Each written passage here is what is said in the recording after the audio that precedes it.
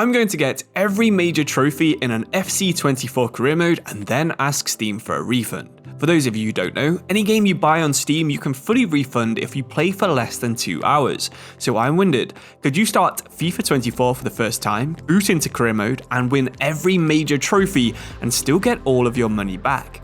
I'm going to start in League 2, we're going to get promoted 3 times to the Premier League, win the Premier League, the Champions League and also the World Cup, all in under 2 hours. A basic timeline is Season 1 in League 2, Season 2 in League 1, Season 3 in the Championship, Season 4 the Premier League and sign with the national team, and in Season 5 we win the Premier League, the Champions League and the World Cup. I'm also not going to be using any manager transfers, so I can't head from our first team in League 2 straight to Manchester United, I can't apply for any jobs and climb the leagues in that way.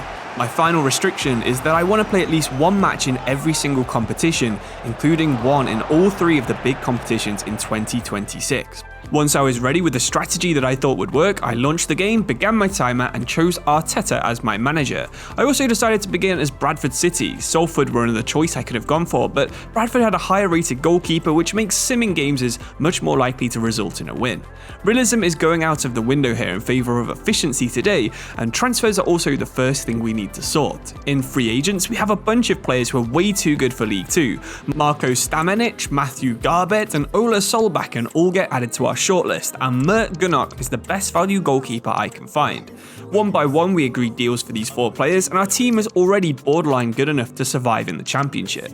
We chose the highest value pre-season tournament for more money, as we will do every year. We sent out our youth scouts so we don't get fired, and with everything else sorted it was time to simulate until the end of the year. For the only time in any League 2 team's history, we actually didn't want a cup run because that would slow down the simulations. It actually only took 4 minutes for a full season and we were in the final day of the year. It was a game we didn't need to win because we were already promoted, but we played the entire match anyway. If we simulated every game of the season, we'd be able to finish this entire challenge in about 30 minutes, but it's going to be really close if we do play 1 match in every tournament. Every single match is going to be played on legendary difficulty and on 4-minute halves. It kind of makes things a little bit tougher and it means some of these finals are going to be difficult to win. You can see we're already starting to struggle even in League 2, going 1-0 down very early on to Walsall. Like I said before, we don't actually have to win this game because we actually won League 2 by over 20 points, so whatever happens in this game, we're going to get promoted to League 1 anyway. That doesn't matter because we're playing for pride in this one, so when we could score this equaliser right here, we were pretty happy with how things went. Of course, we had to skip basically every celebration, every cutscene, so the matches are kind of boring to watch. But if you don't mind this, I'll upload the entire 2-hour video over on my second channel so you know I didn't cheat, and you can see how the entire process works if you want to try and copy this and go for a faster time than I did. We did have a couple of cutscenes I didn't want to skip because I'd never actually seen this one. Ola Solbakken had won World Player of the Year while playing in League 2. Absolutely crazy scenes. If we have a look at his stats quite quickly here, I mean this is obviously wasting time towards our goal, but 30 goals, 14 assists and an average rating of about 7.5 is absolutely insane. I think he definitely deserved to do it. Anyway, we simulated the rest of the season. We borderline kept our job. It was a lot closer than it could have been, mainly because we ignored some objectives, but with 1 promotion down, we'd only used 21 of our 120 available minutes, so we were right on track. We needed the exact same level of success in Season 2, so yet again we went straight for the transfer window. It's a lot harder to think about which players we can sign because we couldn't plan any of this before we started this challenge. We definitely needed a new defence though, so we scrolled as fast as we could through every single player in every defensive position in the free agents. We found Sergi Roberto in the right backs, we found Noah Katterbach in the left backs, and Jesus Angulo in the centre backs. These 3 are way too good for any League 1 side, probably most championship sides as well, but all 3 of them agreed to join and we're instantly title favourites. We're not done though, because in the attackers we find Aaron Barron, who's a French striker with loads of pace and only 17 years old, Osman Bukhari, who's just as fast and can play on the left wing, and Lucas Sala, who looks like he's probably the best attacker of the lot. He's rapid, he's Italian, and I'm fairly sure he's a Candreva regen, which means he's already at his potential. This is kind of annoying, but we'll take what we can get, because with our rebuilt team now looking like this, we need to do the exact same calendar skip to get to the end of the season as fast as possible. Just like last year, we were actually already champions before the last game of the season, so our performance didn't really matter too much. We played the entire thing, and really it wasn't the most exciting match I've ever played. The AI being on Legendary and also the halves being quite short mean there isn't actually that much time for action, and the action that did happen didn't result in any goals. It ended 0-0, but we were still champions, and we were now going to be getting ready for the championship, which was going to be our toughest test yet, because finally we were going to be playing against teams that were almost as good as ours. The new season started, and annoyingly, we'd actually failed to renew Gunnock at the start of last year. He'd gone on to retire, and this meant yet again we needed to find a cheap option that could play in goal, and we also needed 2 centre-backs. And once again, the free agents list had the exact players we wanted. In goal came American international Zach Stefan, and I couldn't believe both Fabian Schär and Inigo Martinez were willing to join, because now we have a Premier League level centre-back combo, even if they're both 34 years old. We also had a bunch of young players who looked like they could have high potential. We signed them all mainly to pad out the squad and prevent our 44 rated Andy Cook from having to play any minutes. He's 35 years old and he's only got 11 agility. It's quite funny he's even made it this far.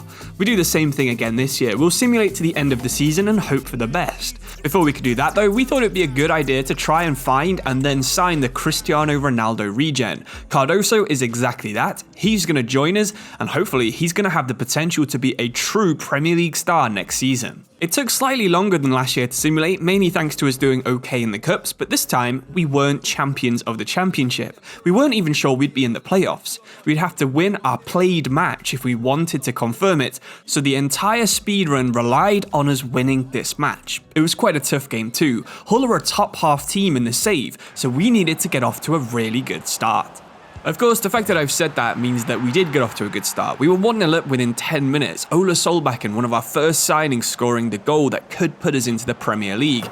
Although we did concede about 15 minutes later, Long Man scoring a goal from a pretty short distance. For the rest of the game though, we were trying to attack, but it was mostly all Hull. They had a couple of corners here just before half time, and the one thing we couldn't do is go behind. Thankfully though, we wouldn't do because we would just about scramble the ball away and that would be the half-time whistle. In the second half, we had to play a lot better. Aaron Barron playing it through to Salah but couldn't get around McLaughlin despite a pretty crazy tackle right there. And there was actually no goal updates from any of the other games, so I had absolutely no idea what was going on. Our first hint came when the ref's whistle blew and the crowd were absolutely cheering. We'd done it. Somehow, we had scraped into the playoffs, but this also meant we had to win 3 more games on simulations if we wanted to get promoted and also have enough time left. We won the first one 2-1 and the second one 3-4, and somehow we were in the playoff final. I couldn't just simulate this game, I had to watch it in some way, so we used 2D view to make the game simulate faster than watching it normally, and it was a tense playoff final.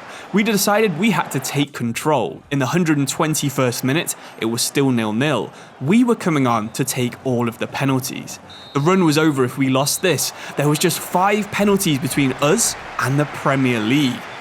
It's definitely not the first playoff final penalty shootout we've done on this channel, and we have a pretty good record of them too. Our first penalty was the Ronaldo regen Cardoso, and he proved why he had regenerated as Ronaldo. What a penalty that was. Emery Moore could have been as good as Ronaldo on FIFA 17, and he would stick his penalty in too. Aaron Barron, another very young player, had one of the fastest circles we'd ever seen, but we timed that penalty absolutely spot on.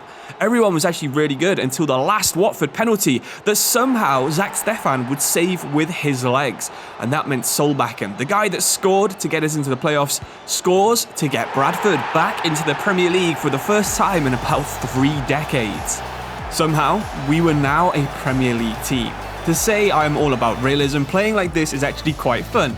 This was our biggest test yet though. We'd need to only play 1 Premier League game no matter how many seasons we were in this league, but we also wanted to play in the Champions League and the World Cup. We had to spend as much of this cash as we could, or we'd probably be relegated, then sacked, and then failed the challenge. Of course, we started this season the same as all the others. We went straight into the free agents. We now had a bit more money to spend, but basically every position needed improving, so we're not going to spend massive on transfer fees. We found our first target, Alex Moreno, who's now 30-something, but he goes straight in as our best player. We also found former Spurs centre-back Clement Lenglet, but finding a winger was actually way harder. There was Aurelio Buta, Hakim Ziyech, and Oscar Bob, as well as a few others, so of course we went for Bob, because he's about 20 years younger than the rest of these options. We also luckily found Keylor Navas's regen, Ishmael Castro, and this guy will be amazing. He already looks elite at 18 years old. With the free agents list now looking annoyingly sparse, we also checked out the transfer list. Luka Jovic would be a nice signing, so we get him in too. I guess we could take a look at some older players from the Premier League, they're usually quite cheap. Well, Aston Villa's Kevin De Bruyne would have been very nice, but £45 million is a little bit too much for someone this old. We did the same in the Saudi Arabian League too, and Kalidou Koulibaly does look like he's actually a good choice. He'll get a second chance in the Premier League, and he'll be our new captain. So for the 4th season, let's do the same thing. We're going to pick the biggest pre-season tournament and then simulate for 10 months and see how we're getting on. Without seeing the table, I can't be fully sure, but from our manager rating, I don't think things are going too well this season. I don't want to get fired, so I've decided to play this massive game against City. Of course, we're trying to play one game every single season, and if we sim it, we'll probably lose 6-0, so anything better than that is probably going to improve our manager rating. Just like always, we'll have 4-minute halves, and we'll be on legendary difficulty. We don't actually have too much time left in this video, only 20 minutes left to try and win the Premier League, the Champions League, and the World Cup, so I'm starting to think we probably can't do it. City were just as good as you'd expect though, constant chances, they just couldn't put any of them away. Our Navas regen was just as amazing as I'd expected, and he saved from Haaland a bunch of times. Our only real threat was only going to be on the counter-attack. We have some pace, and somehow we managed to smash one in the top corner. I literally have no idea how we're ahead in this game. Man City have had 15 shots, we've had just the one. A few minutes later, City have one of the funniest blunders I've ever seen in this game. Somehow, we're now 2-0 up. Sure, they'd go on to get a late consolation goal, but we'd managed to beat City away. Could we class beating the world's best team as finishing a road to glory? Well, after our really unlikely win, I think it was kind of clear that we'd managed to survive the season.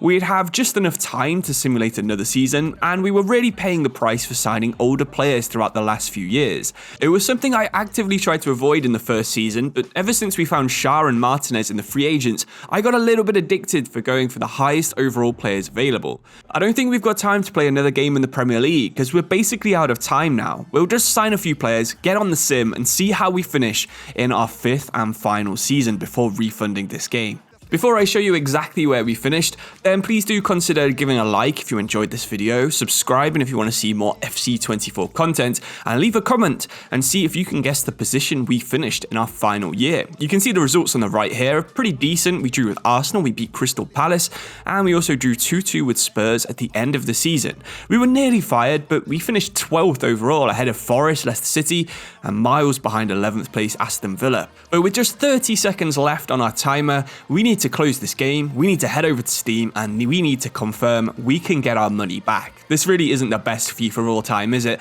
But I'm happy to have played it for 2 hours for free on PC. And if you're interested in playing FC24, why don't you see if you can actually do this challenge, because it's a lot tougher than it looks. But thank you for watching, really do appreciate it. Hopefully you enjoyed this video. I know it's a bit different to my other stuff, but I'll see you soon. Cheers and goodbye.